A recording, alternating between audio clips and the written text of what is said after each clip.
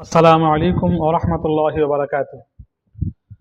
যদি কোনো ব্যক্তি সবসময় সম্মানিত থাকতে চায় বা হতে চায়, তাহলে আল্লাহর নামের আমল রয়েছে। সবসময় যদি সম্মানিত হতে চায় বা থাকতে চায়, তাহলে প্রত্যেক দিন জোহরের নামাজের পরে, প্রত্যেক দিন জোহরের নামাজের পর ৯ বার ইয়া হালিমু ইয়া হালিমু ইয়া হালিমু ৯ বার, ইয়া হালিমু ইয়া হালিমু ইয়া হালিমু ৯ বার এই নাম পাঠ করবে। ইনশাআল্লাহ সে মানুষের মধ্যে সম্মানিত হবে। আল্লাহ পাক রব্বুল আলামিন কারোর সামনে, মানুষের সামনে তাকে লজ্জিত ও লাঞ্ছিত করবেন না।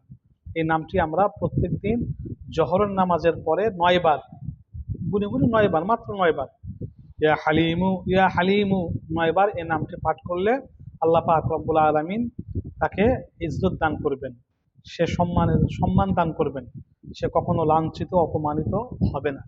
আল্লাহ পাকের তরফ থেকে তাকে সম্মান এবং ইজ্জত প্রদান করা হবে।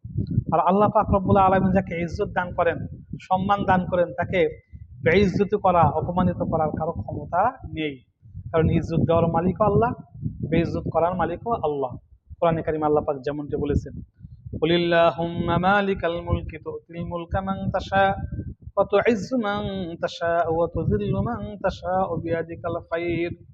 ইজ্জত দেওয়া, ধনী বানানো, গরিব বানানো, ফকির বানানো, বেইজ্জতি করা, ইজ্জত দান করা সবই আল্লাহ পাকের ইচ্ছা, আল্লাহ পাকে দান করেন। সুতরাং আল্লাহর এই নামটি আমরা জোহরের নামাজের পরে ৯ বার পাঠ করব, ইয়া হালিমু।